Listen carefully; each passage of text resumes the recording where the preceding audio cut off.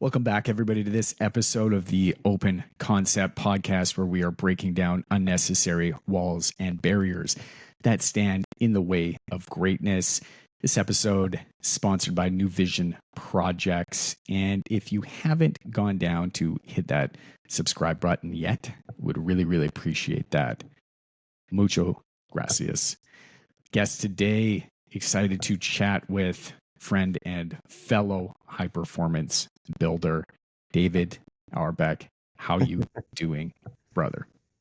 Hey, Brennan, how you doing? I'm doing good. Doing good. Heck yeah, man. No, I'm excited to chat with you today. We've spoken offline, and you have a fairly unique story I want to get into. But before we do, why don't you tell people a little bit about yourself so they know who they're listening to, where you're from? Yeah, so David Aurbeck with PLH Exclusives.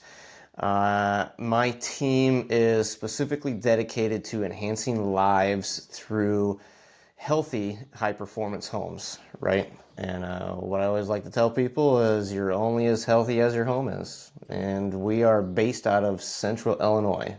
Central Illinois. It's hot there, isn't it, right now? It is hot right now. We were Yeah, talking, and you had humid. the air conditioner going and the windows open and the birds were chirping and it was picking up Yeah, some I got my feedback. And I was like, yeah, man, like I get it's hot, but it's got some noise in the background. So I yeah, appreciate you shutting all that down so that we could drop a pod here today. for sure. I love that. Man, last time we were chatting, I mean, high performance homes are a topic of conversation and have been for a long time, right? When we're talking high performance, people don't really know what that means, right? They think high performance car and they think, hey, yeah, the engine fires up. They're picturing probably this, beautiful Porsche or Lamborghini or bright orange, drives fast, sounds good. You fire it up, and so when we're talking high performance homes, some of those nuances are tough to see, right? Yeah. But it's more what goes into the home that makes it high performance and makes it energy efficient. Because if you're looking at a house from the outside of the home, it's kind of tough to tell. A lot of times, like, you can tell usually if a house is well built, but how it feels when you walk into the home, just knowing that things are operating right, just knowing that you're breathing in really good, clean air. You don't really get that from looking at the house from the street. Right. So it's important that you know, and I think that it's important that people know that it's really what goes into the home. And there's a lot of components to it, but that need to be considered when you're building a high performance home. But that's really what makes it a high performance home. Would you agree? Yeah, yeah. I mean, we're specifically designing them to be built as like a complete system, right? It can't just be a one-off.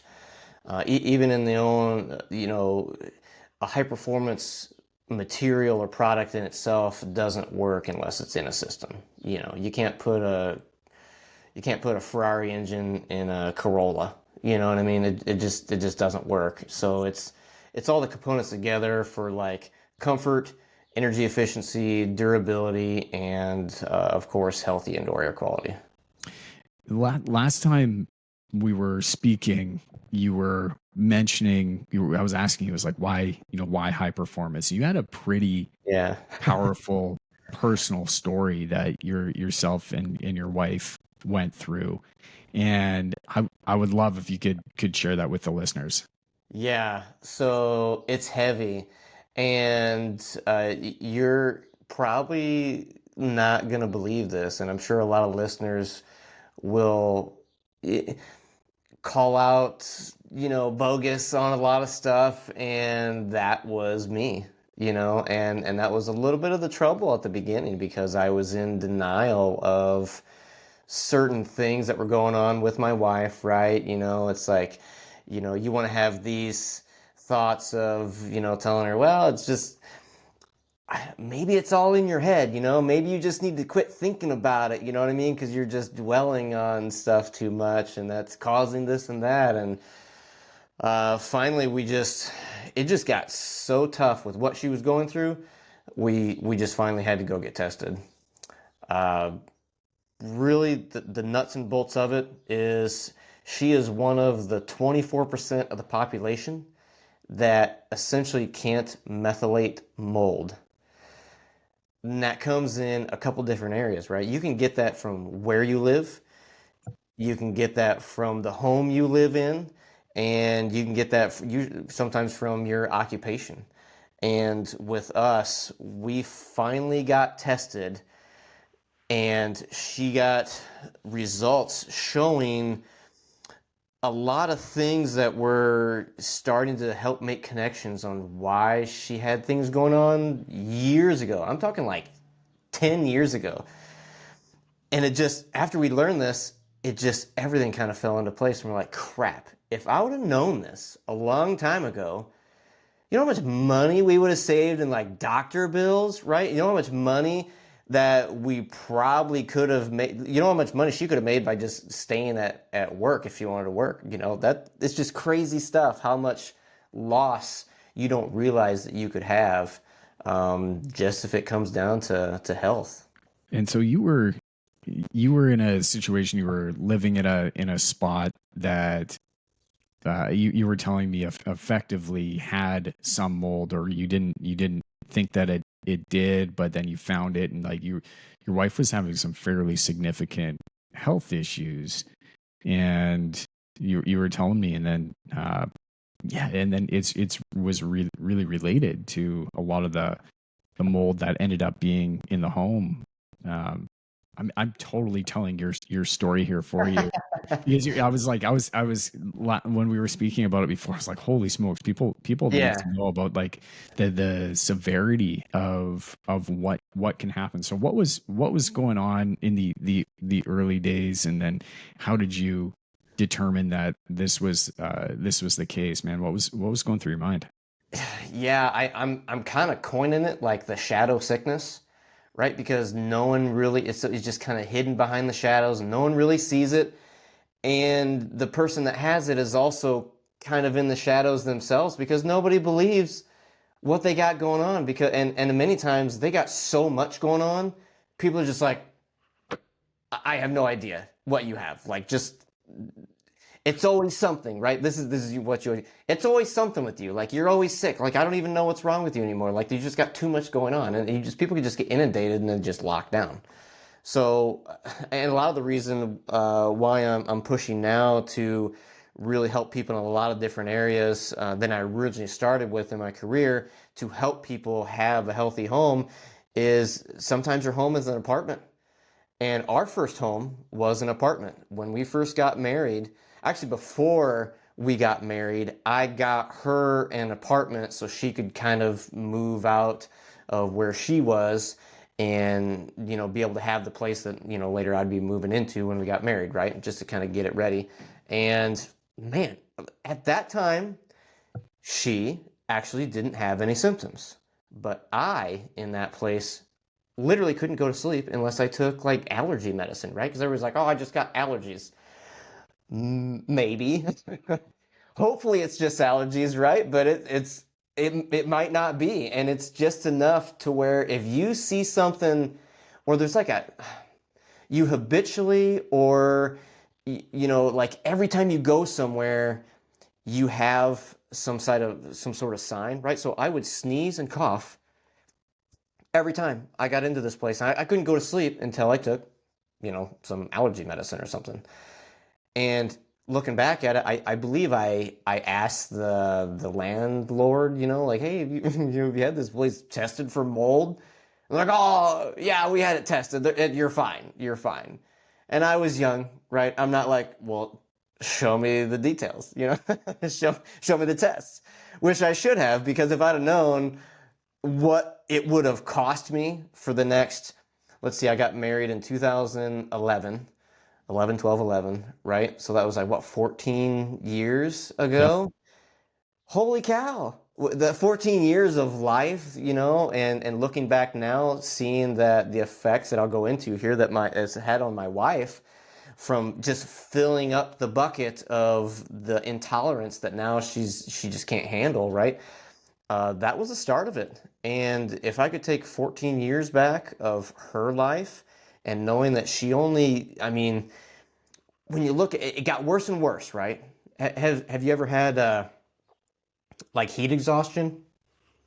Yeah, for sure. And the doctors tell you, well, you're gonna get it again, probably a little quicker than the last time you got it, because your body just can't take it anymore, and you'll get it quicker and quicker and quicker the more you get it. Have they told you that before?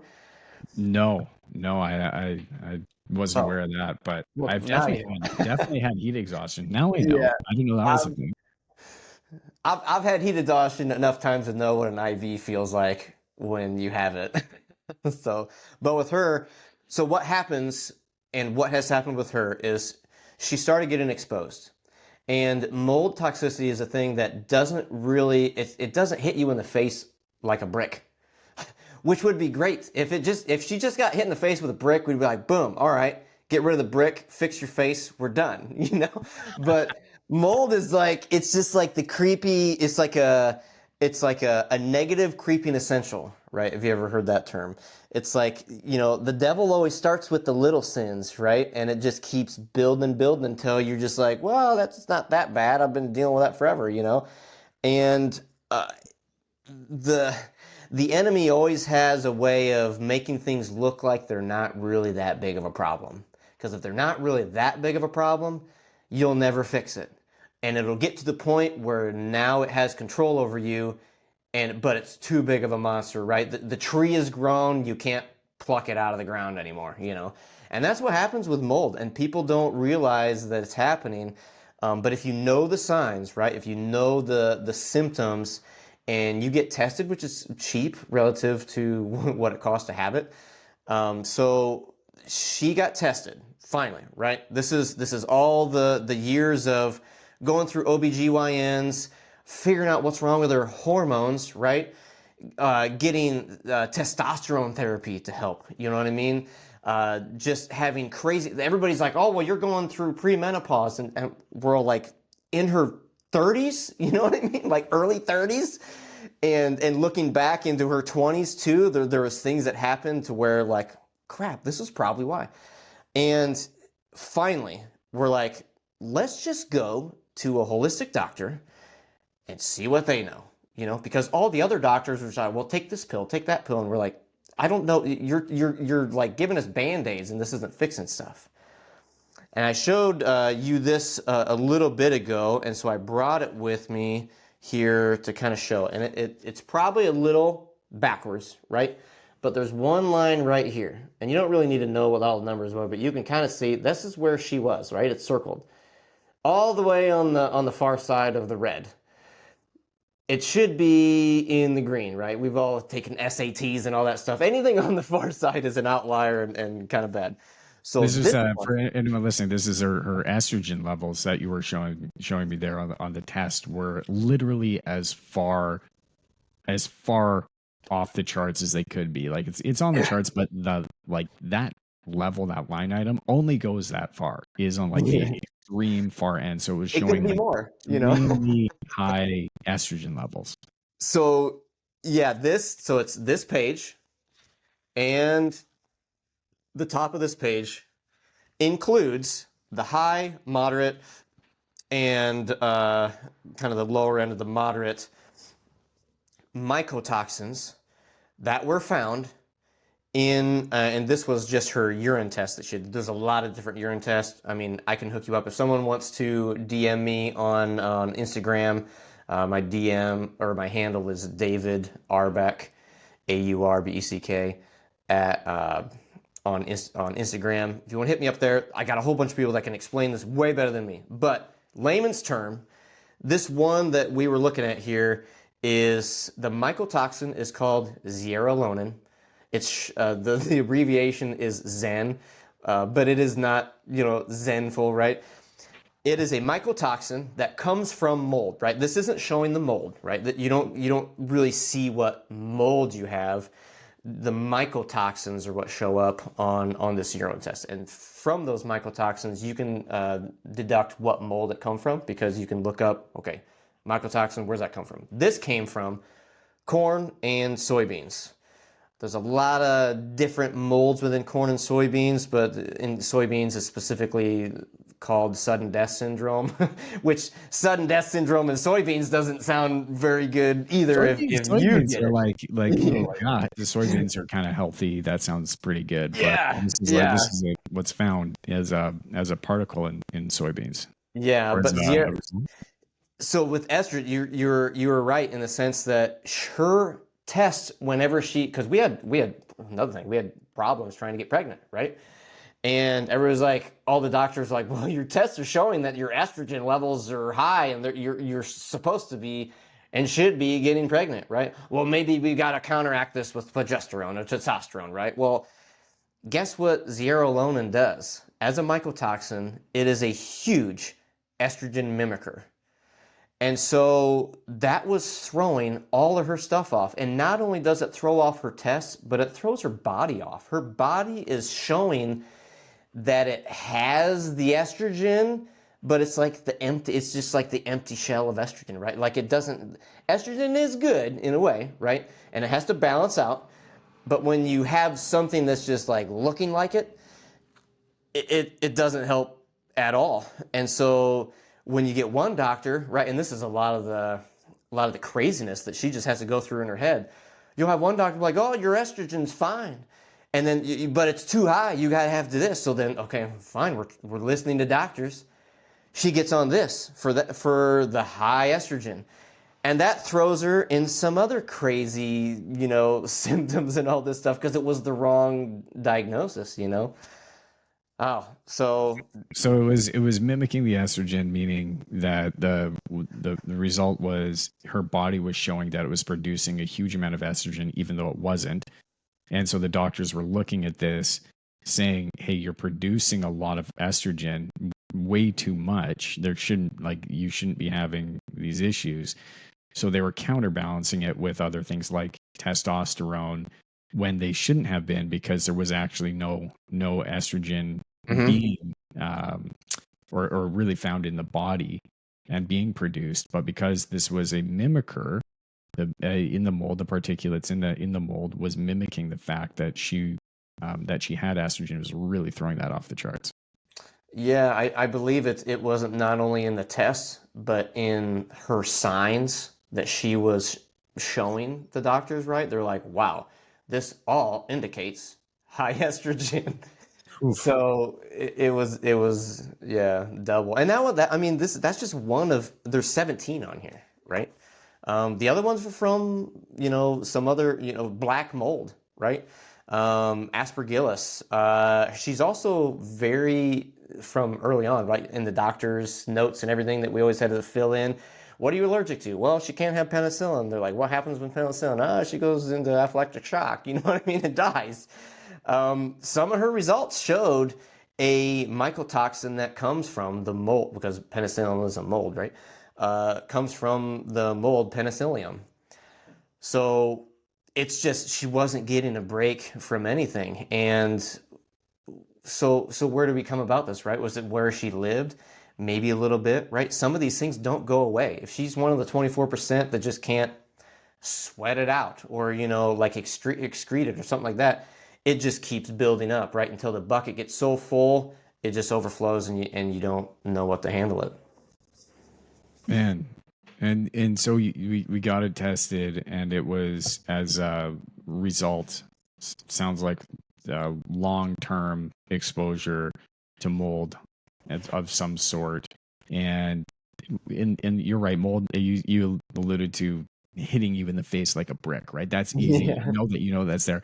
But it seeps in like these symptoms of Uh, mold. They attack slowly and you don't know that it's there. And it's kind of like one thing after another hmm and you don't know what it is. You start have like maybe take an allergy pill and that's kind of where it starts, but then you start having headaches and fevers and like it just comes on so slowly that you have no idea really what it is until Yeah. it's too late. Yeah. Let me touch on that because maybe some people are kind of wondering, okay, well, who cares if you have all these mycotoxins? Like, what's wrong with it? Like, what's happening to her? You know. So this is where it gets even deeper, and I kind of lead with questions.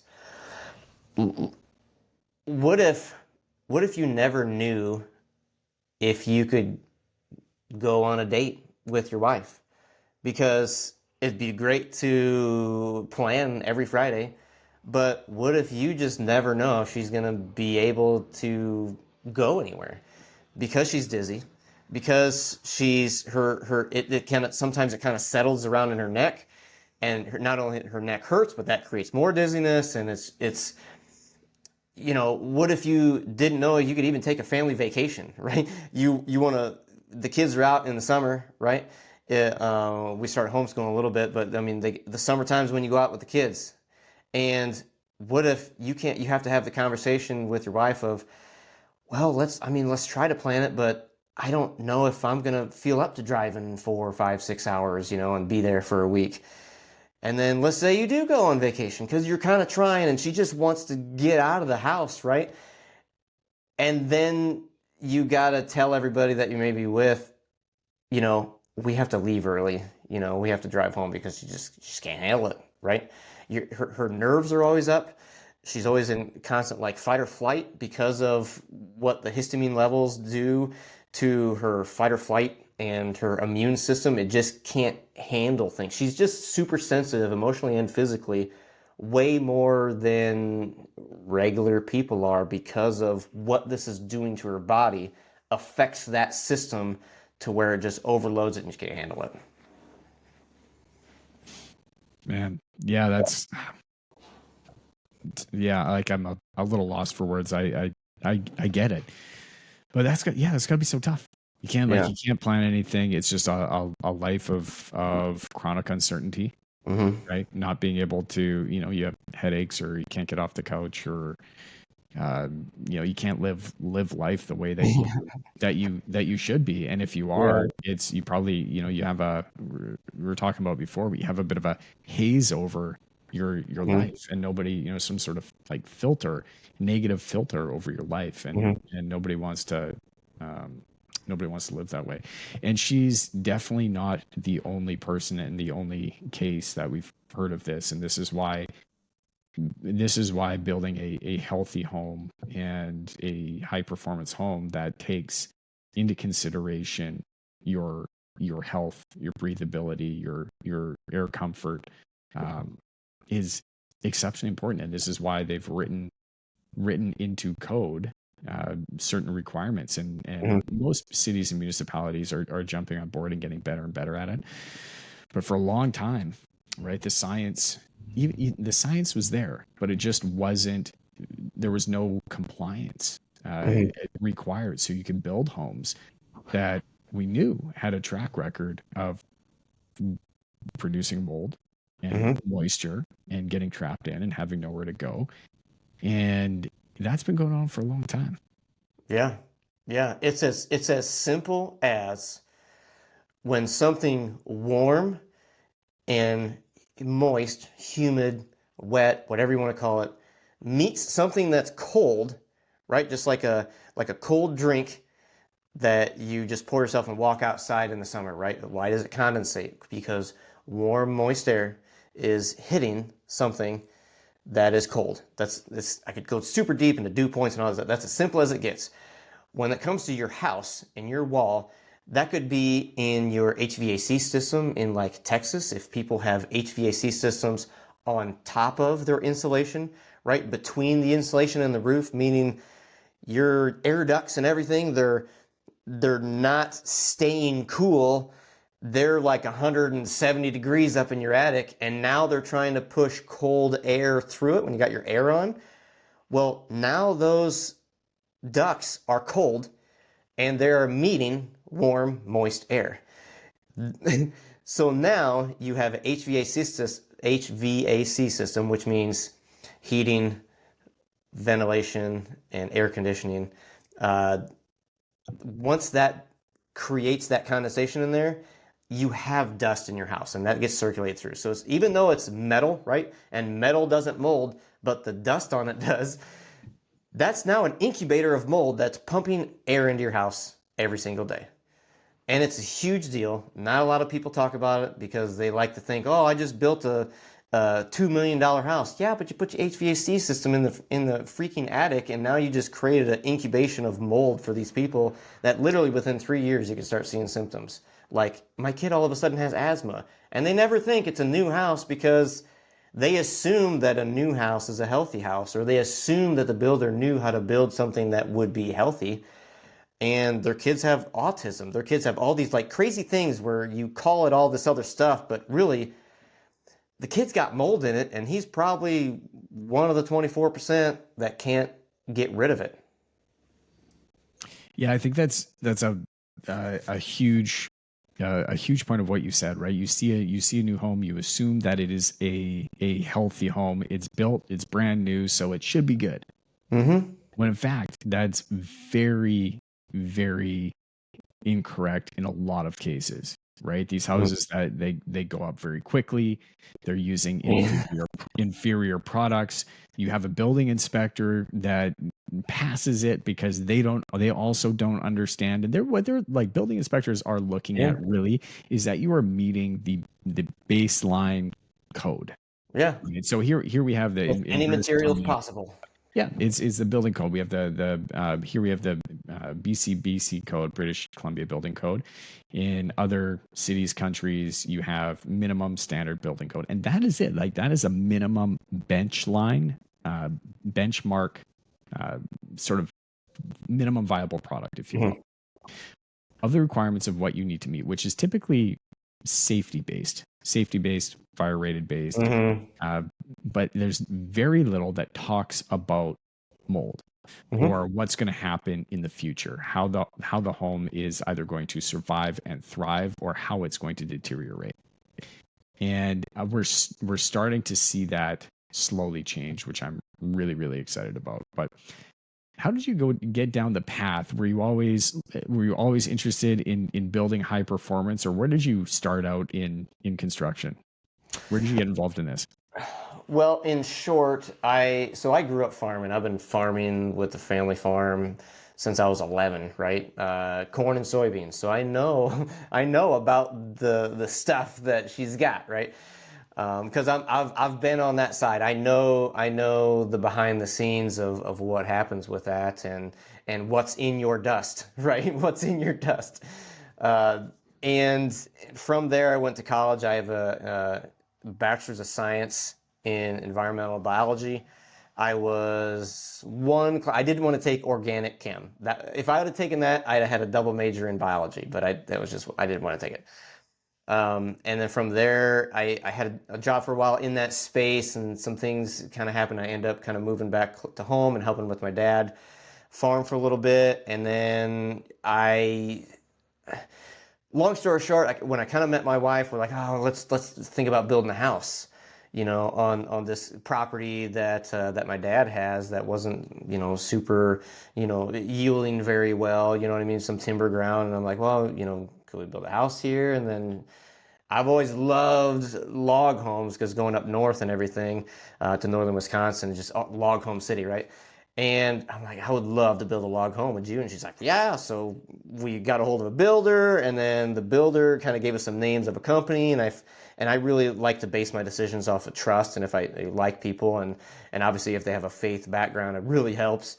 And I found a great company and started building the house. I GC'd the whole thing myself, had no idea what I was doing at the beginning, just found somebody that knew how to do it and kept learning from them and just kept going from there. If I didn't know it, I figured it out, right? Just typical farm boy.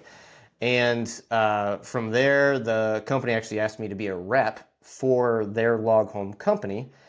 And from there, I just like, oh, sure. I mean, can I finish building the house first, But loved them. I went through that and I just kept pushing, trying to, sell homes and showing my house. And one person particularly, and they never bought from me, but they're like, man, I think I want to, buy one of your homes, but I'd really like you to build it. I'm looking at your house. Why don't you build it for me?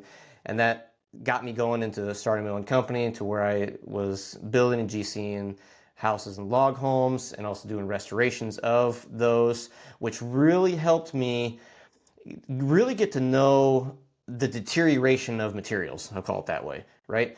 Log homes can last freaking forever if you take care of them right. The air sealing, water sealing, the thermal control layer and the bulk water control layer, all the same control layers that you need to think about in any home. But this is very specific because it's a little bit more sensitive, but it can easily be overcome. And I learned a lot about building a healthy home. And in many ways, I got a lot of materials here, and there's a lot of build systems that I can use. But man, if you want to simplify it, a log home can be pretty dang healthy without a lot of components, So that's where I started with that as far as the building. And then with my wife, it's just her pain really turned into my purpose. And her mess kind of turned into, I guess you'd call it, my message. And the thing that I complained about the most, with her being sick, essentially turned into my calling. And I know how to do a lot of stuff in the construction industry, and I really wanted to start helping people with what has really been pained me the most. And it's hard, it's bad to say this, but my wife kind of wasn't enough. When I got on a group that she kind of got on Facebook, you can get on, like, there's a mold toxicity and faith. There's a mold support group, and this great lady that I met, Cheryl Seco, she's got like avoidingmold.com, and like I started getting on these groups, and I'm looking, and these people are like, my husband's leaving me. He's tired of all the stuff that I got going on, and he doesn't realize what's going on, and the kids are the kids don't even want to be around me because I can never do anything with them, and I lost my job. I'm homeless. I don't know where to live. I don't have any money because I couldn't keep a job. And these people are just like going down this huge hole of their life is literally just being freaking destroyed. And the biggest problem is no one will recognize that it's mold. And if you can't recognize a problem, you can't fix it. And sometimes the best thing you can do for people that are sick like this is just believe that they have a problem. There's what I didn't realize until we were talking about this is there are huge communities out there of people that are suffering from this and that are exposed to mold. And I'll tell you a quick story. We had a woman. It was in the Vancouver area. It was an older Asian woman, and she called us out of panic because she wanted us to come in and take a look at her property. Mm-hmm. And she the whole house, it was an older condominium building, and it was part of a strata, and this house was incredibly covered in mold. I mean, there was mold on the counters, like there was mold. You open up the cabinets, there's mold on the inside of the cabinets, and she is living in there. She's saying she can't breathe. She has no place to live other than this spot. Right. This is in a complex that is meant and sort of slated for people that need some sort of subsidy in order to. Okay. So it wasn't an actual house of hers. It was within. Well, it was a co-op, right? So with the co-ops, you do get some government subsidy to live in there. Okay. So she did own the house, but it was or was leasing part of it. I don't actually know all of the details. Okay. But the thing that we were getting held up on is she would call us, and this place was brutal. There was clearly no ventilation in the unit. Nothing was working. Plus she was continuing to cook in the house and have moisture, and mold was everywhere. And so she had been working through an insurance claim for close to 2 years. When she had contacted us to go in and tackle this thing, she had been living in this place for over 24 months while she knew it was a problem and still living there, and she's trying to clean it, she's trying to bleach everything, and it was just Ooh, madness. She was yeah. chasing it around, and she would clean one spot and it would like pop up over there, and she's spraying, kills primer all over the place, and it was a nightmare. And I still think about that woman, and I don't know what happened. We didn't end up doing any work for her. I told her, I was like, we will come in here and rip this place apart for you. Like, we have to do something about this. Yeah. And she had said, you know what, I can't do it. My strata won't let us. Like, we need to keep everything intact until we deal with the insurance company. And then Uh, finally, I believe that the insurance company finally came in and did something. But it took her over 2 years of having symptoms, noticing this mold, and before it got uh, started becoming really, really noticeable. But man, like I can show you some pictures. Like, it was awful. yeah. And when she was calling us, she could barely speak. Like, she had been in and out of the hospital with chronic issues for a long time, and that's 100% what the issue was. Oh my gosh. Yeah. And you probably know this too, right? Insurance is probably going to give her just enough to pay for the almost lowest bid that she got or who they got to just quote unquote remediate it.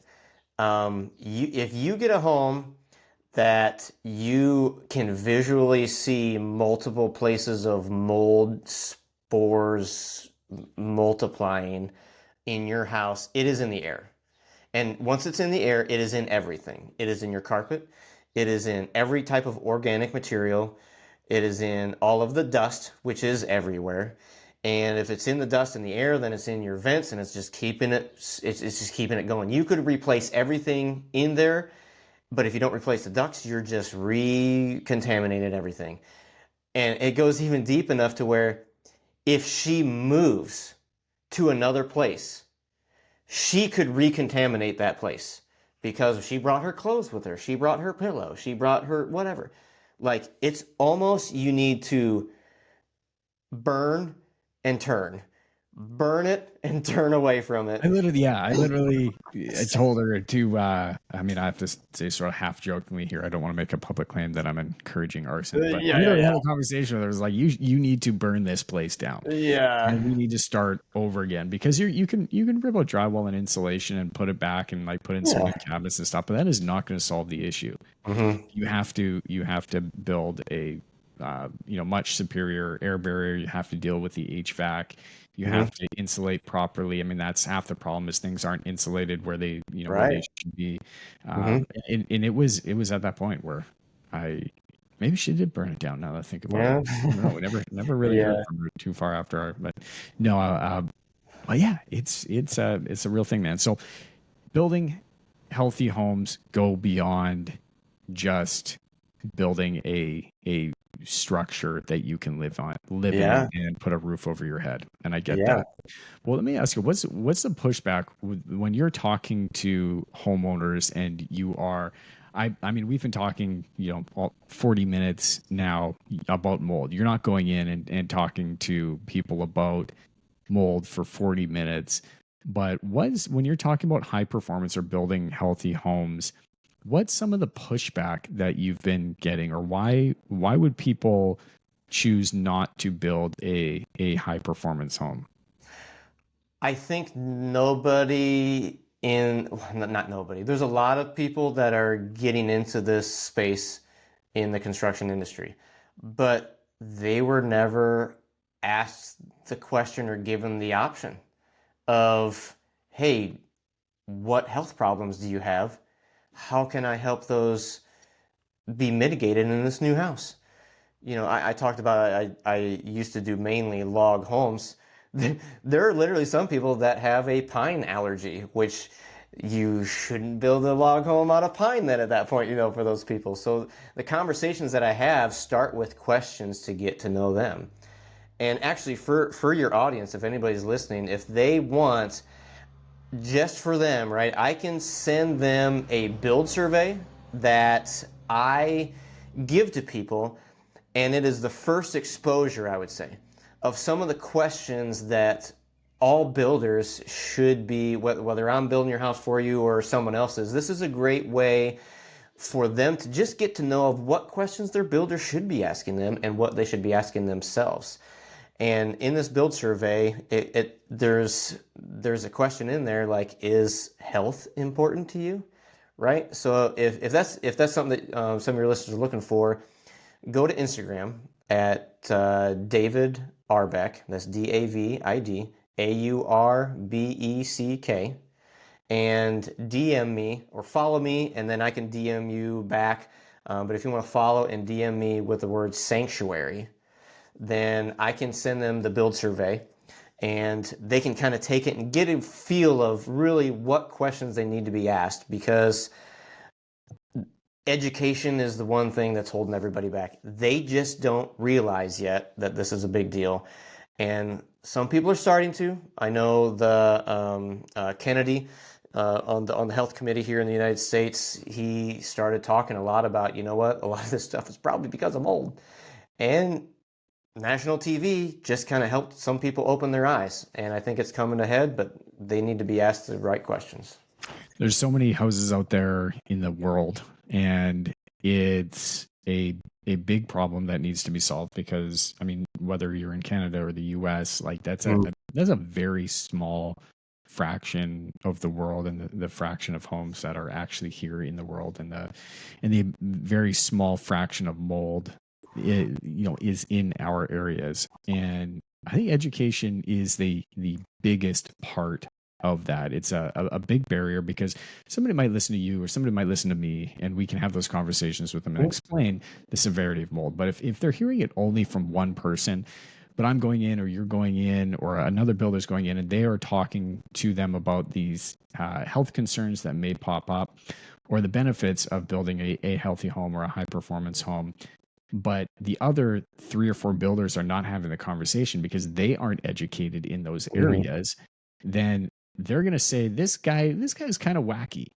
You know what I He's mean? just charging too much. Yeah, You don't he's need to do charging that. too much. Well, yeah, he's trying to I've been upsell us building here. for 40 years, and I've never had anybody come to me with a mold problem. You know what I mean? So, Yeah, and then they go and they work with somebody else because they aren't educated. But as media, as the industry speaks out and says, look, like we are noticing a problem, the old traditional building techniques that we thought were great aren't as good as we thought that they were, and there we need to draw a line in the sand and say, this is the minimum standard that we need to be able to build to. And this is what new building code needs to step up and be. It's otherwise you're going to get so many people that are going to just get to that barrier just enough to get their final occupancy inspection. They're going to build to that. They're going to try and grease the building inspector a little bit and make sure that he or she is on board, and maybe pull something over their eyes because they get a junior inspector out there and kind of walk them through. And like I've seen on site building inspectors walk through and have no idea what they're looking at. And that's a huge educational piece as well, right? And this is why when we build, we have to provide mock-ups and details. We were building a high-performance home here in town, and this was, we were using a wall assembly that hadn't been used out here in this area. Literally, we had 6 or 7 different members of the city that we're working in come out to take a look at the wall assembly, and I had to walk them through the science behind why this was going to happen. And then they were questioning me, so now I needed to bring on the engineer. But now because they're looking to increase their standards and understand what is acceptable, because it was not just a traditional wall with bad insulation in the wall and some membrane on the outside, and like a very traditional way that we would go and staple stuff on and not patch up holes. And it was kind of an intricate wall system. And we had pretty well everybody in the planning and checking department that had any sort of say in developing the code on site to look at this wall system. Mm-hmm. And it was really great to see because we were able to work with them, and they were very open to the idea. They had a lot of questions, but it was all new. And this was only 3 years ago. Yeah. Yeah. And how many houses have been built in the last 200 years? Yeah. You make an amazing point that I get. This is the pushback that I get. Well, my grandma's house never had mold in it. It's so many years old. Well, time isn't necessarily the gauge of mold, right? Because look at the evolution of housing, right? Obviously, we don't live in caves anymore, right? Which were super airy and all natural, whatever. Let's just look 50, 60 years ago, right? Those houses didn't really mold because they always dried out. When they got wet, they dried out because their insulation sucked, or if they had any, you know what I mean? And as soon as you start insulating something, then that starts to put things in a system that you need to make sure there's other things in that system that go along with it, right?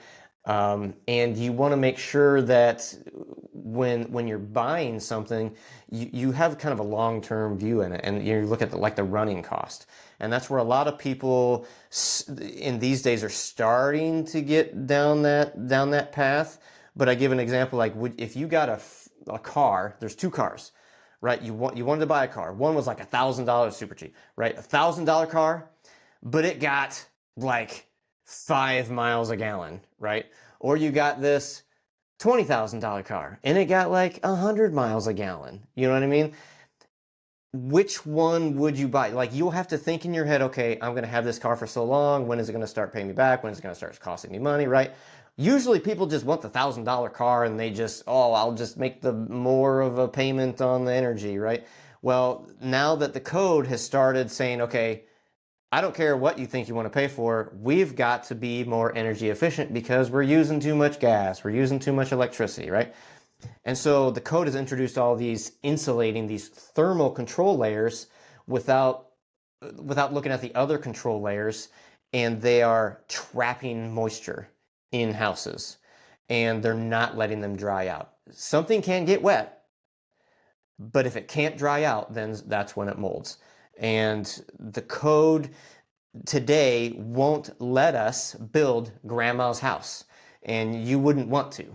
Code is essentially saying, in a way, I'm going to make you save $1 in energy, but unless you do a little bit more, it's going to cost you $2 in your health.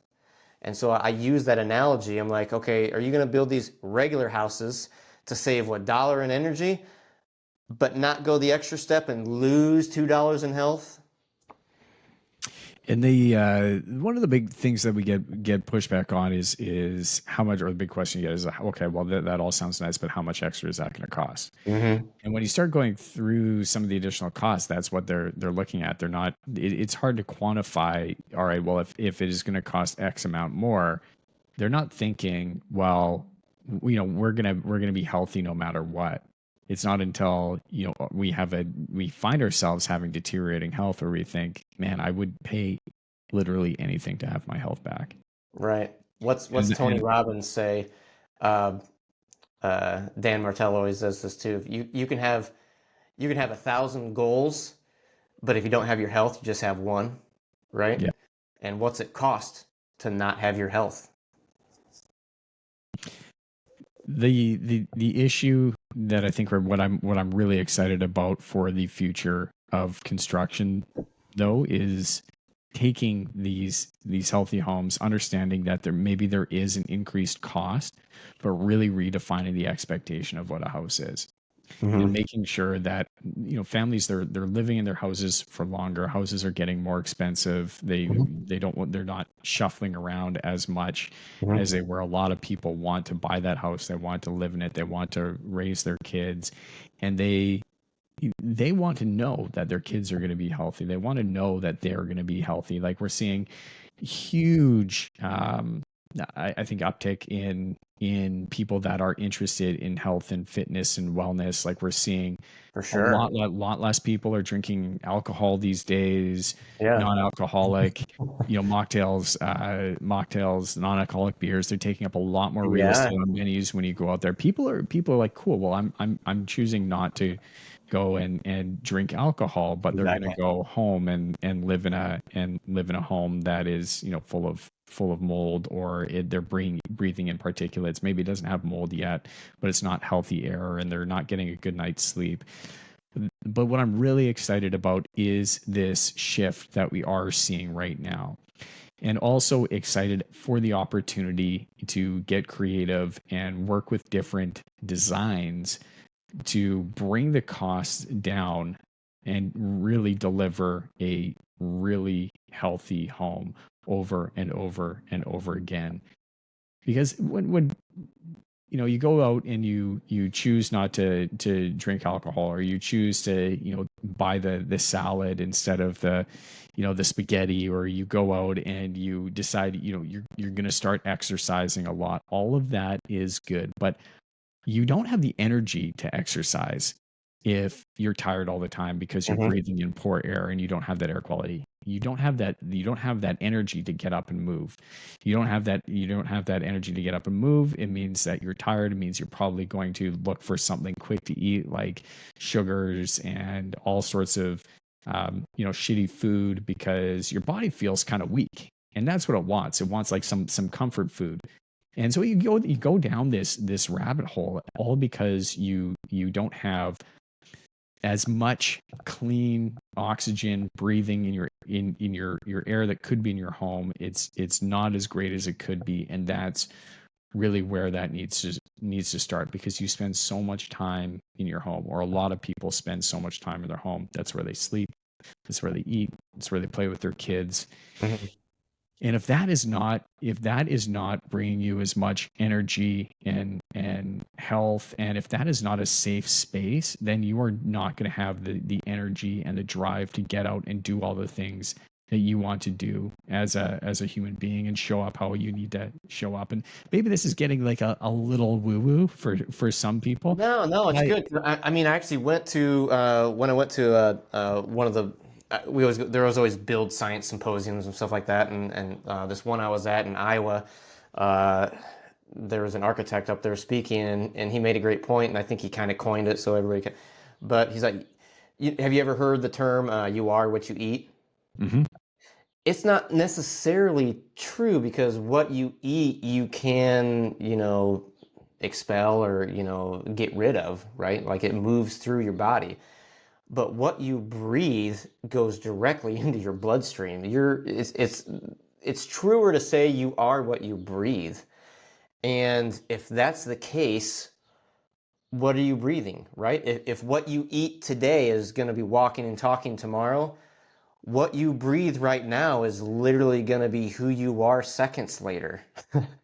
And you just can't get rid of that. Like it's harder. So it's more important. Yeah, yeah, and I understand there's a lot of complexities to it, and I think a lot of our listeners would probably get lost in some of the science and terminology. So everything we try and talk about here, we try Yeah. and make sure that everybody can understand what's going on. But building healthy homes is a science. It requires time, effort, and dedication to making sure that you're getting it right. It requires a team that understands what they're doing. It requires subcontractors that are coming on, your plumbers, your electricians, to know the game plan. It is Mhm. up to the general contractor to really hold that level of quality control, to make sure Right. that we're not getting any sort of anything gets lost in the build, and that quality is upheld to the highest standard possible, because people's lives and futures are at stake. And if you build a shitty roof system that is going to condense and is going to drive a lot of heat and a lot of moisture, it's not going to breathe. And man, at some point, that roof 6 7 years down the road is going to have to be torn off, Yeah. Yeah. and you're going to be paying a lot more money in the end, and you're going to be suffering the health consequences.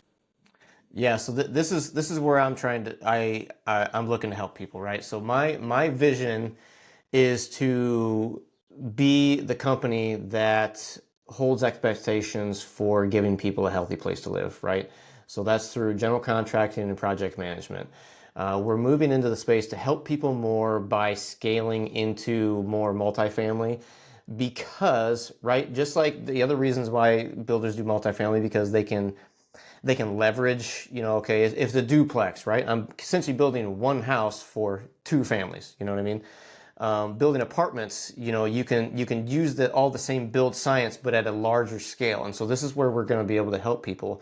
Is we're working with developers in the sense that, hey, this building, and we're going to be, working on some case studies to where you got this apartment building that people have been living in, and we got this apartment building that we're going to try to introduce to people. If we can get even, let's just say if it was even cost, if this was a healthy apartment and you knew it was healthier, you could sleep better, you could breathe better, you could overcome other sicknesses better because you're not fighting your house all day, right? If you knew that and it was the same price, people would flood into this healthy apartment. Like if it was the same price. Now, okay, what if it was just a little bit more? Just a little bit more. Like then we start talking about, okay, well, what do you value that as, right? And so when we're talking to developers, we're talking to them as, you know what? When we focus on health, energy efficiency comes, right? Longevity comes. You're not going to have to fix this place anymore it's going to be lasting way longer than this other stuff. It's going to be way more energy efficient by default, and people are going to want to be in here. So we're trying to focus on leveraging what we know to help more people, because not everybody can afford a house, and it's a better opportunity to reach more people and say, hey, I can find you a place to live. Doesn't mean I can need to build you a house, but I want to be able to help. Hell yeah. Man, you mentioned on Instagram where people can find you. You mentioned Sanctuary. Find you on Instagram, DM you Sanctuary, and you mentioned something else. I don't remember what it was, but I'll make sure that it gets into the show notes. You have any last things that you would like to leave our listeners with? Do you have any last pieces of advice, words of wisdom that you may want to share with our listeners? Well, like I said before, man, you're only as healthy as your home is, and that's anywhere, you live. And if you're looking at the costs, just remember and try to formulate what it would cost if you don't. What it would cost if your wife had what my wife has. What if it costs if your husband has what? And I've heard stories. What if they both have it? You know, what's it cost not to? And why wouldn't you value yourself enough to at least just ask the question to see if you could build a healthy, high performance home? Love it, man. Well, thank you so much for being here. Thank you Thank for you. sharing your story. Yeah, yeah. I know that it had pulled a lot out of you, but when we were talking before, I said, man, like people need to hear this story. So thank you for articulating that for our listeners. Appreciate you. Very excited for the future of building, the future of construction, and just want to keep encouraging you and other builders out there listening to keep up the good fight, do the right thing, focus on health, longevity. We're all here. We're all in it together. And for all of our listeners out there that are still with us, until next time, stay blessed. Thank you so much. Cheers. See ya. Thanks, guys.